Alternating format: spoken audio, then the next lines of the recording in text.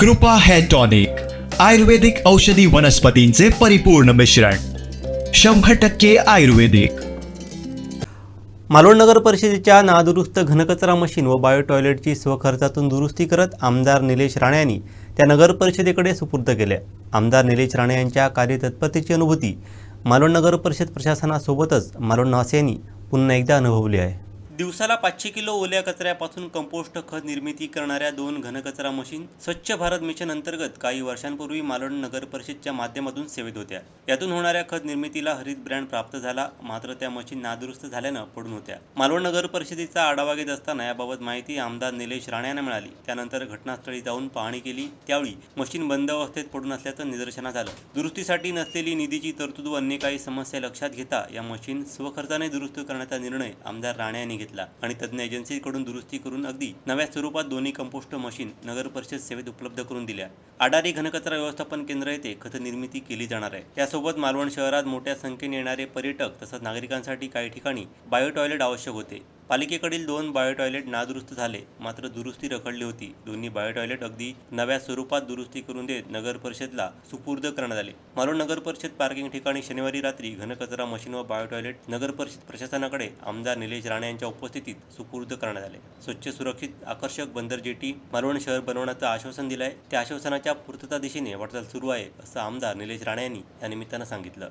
विषयाची सुरुवात नगरपालिकेमध्ये जेव्हा आपण मीटिंग घेतली होती तेव्हा आपण हा विषय कानावर माझ्या आला होता आणि नंतर मी अचानकपणे शहराचा एक फेरफटका मारायला जेव्हा गेलो तेव्हा मला काही मशीन बंद पडलेल्या दिसल्या आणि काही मशीनची दुरुस्ती होणं बाकी होती। तर त्याच्यामध्ये मी बोललो आता सगळ्याच गोष्टी गव्हर्नमेंटवर टाकणं बरोबर नाही। तर योगायोगाने आमच्याकडे कुठे ही व्यक्ती मला भेटली, त्यांचं काम आहे, त्यांच्या कंपनीचं हे सगळं। मला असं वाटतं बायो टॉयलेट पण तुम्हीच देताय ना इकडे किनारपट्टीवर।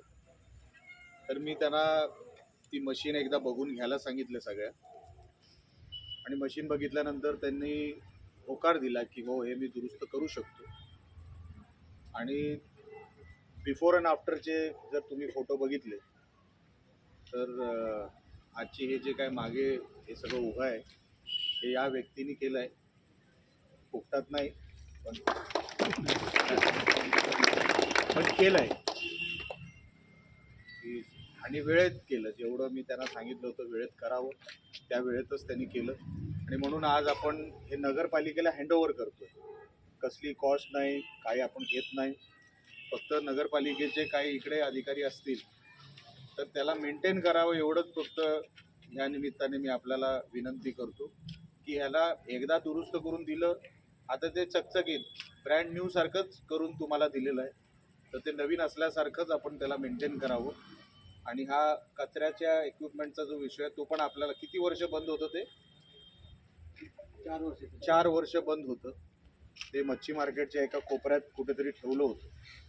मी जेव्हा बघायला गेलो मच्छी मार्केट तेव्हा दिसलं की हे तेव्हा 35 लाखात, तेव्हा महेश कांदळगावकर नाही वाटते, त्यांनी वाटतं त्यांच्या कार्यकाळात किंवा कधी घेतलं होतं मला माहीत नाही, पण ते बंद होतं सगळं। आता किती 2 टन कचरा, 500 किलो कचरा दोन्ही मशीनमध्ये जायचं, 500 किलो कचरा दोन्ही मशीनमध्ये, ओला कचरा बरोबर, या दोन्ही मशीनमध्ये हे करू शकतो, त्याचा प्रोसेस होऊ शकतो। आणि म्हणून आज हे दुरुस्त झालेले आहेत। नगरपालिकेला आज ते हँडओव्हर आपण करतोय। नगरपालिकेच्या सर्व कर्मचाऱ्यांना माझी विनंती आहे की चांगलं वापरा। अजून भरपूर आपण सोय करतोय बीच साईडला आणि शहरामध्ये वेगवेगळ्या ठिकाणी।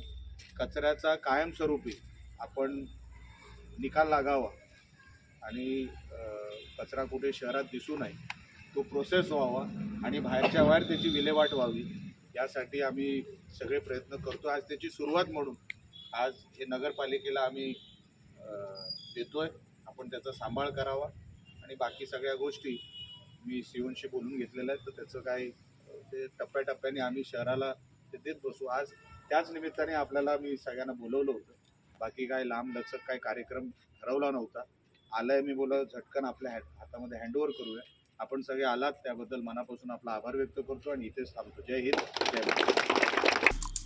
आमचे दिवसभरातले सर्व अपडेट्स, ताज्या घडामोडी आणि थेट लाईव्ह पाहण्यासाठी सबस्क्राईब करा, लाईक करा कोकणचं नंबर 1 महा चॅनल कोकण 7 लाईव्हचं YouTube चॅनल.